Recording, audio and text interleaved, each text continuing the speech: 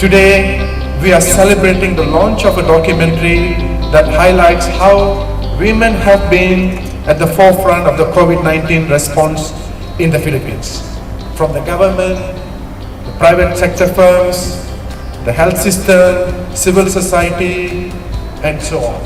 And during this time when the pandemic started, nobody knew what was happening. There were a lot of uncertainties.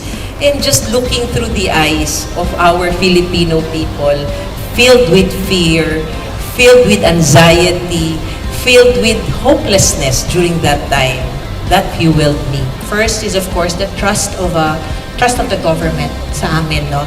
Next was the trust of the team. So hindi ko naman kilala sila lahat noong umpisa, no. We had our small team in Ateneo, and even within Ateneo, we would just, by chance lang meet each other. And lastly, of course, would be the confidence and trust ng family, the support na okay lang na I'm not there because we were helping, we were not doing our tasks as mothers, tasks as teachers.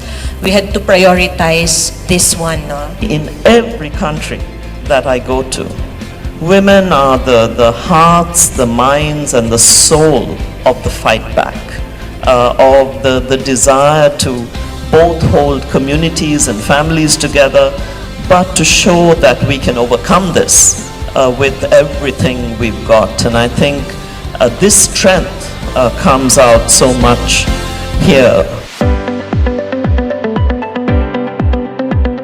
People would always say, women are weaker than men. But no, I would always say, and I would always show people, irrespective of gender, it is the intent and the objective of a person. That is how you should be known and how you should be recognized, irrespective of your gender. Leaders, government, non-government, were able to gain trust by saying, this is what we know, this is what we don't know, let's work together through this period of turbulence.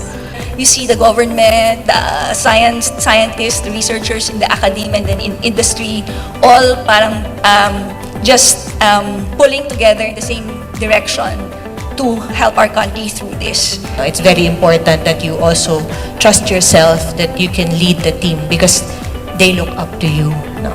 So yun.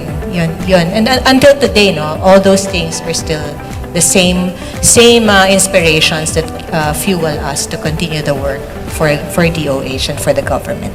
You can see the effort, the initiative, the drive to keep understanding more and not to do it alone, because each person brings different views, a challenge, makes us question. For me, that has been a constant life learning. Do we go or do we stay? Do we have a product that's good to go? Will it help? Versus something that will still be developed if and that. If you're, average private sector, this is impossible, so no.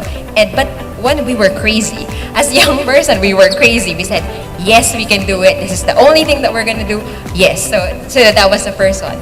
For me, the courage comes to be able to change one's views. Whether it's listening to others, whether it's the data.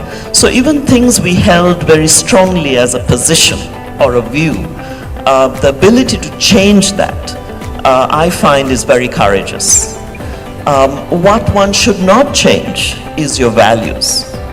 To me, that strength of a deep commitment to core values is critical. And I hope with the UN, with UNDP, that what we stand for doesn't change.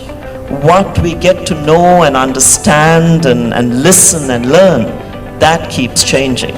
So that increasingly that also builds that trust of shared purpose with all of you.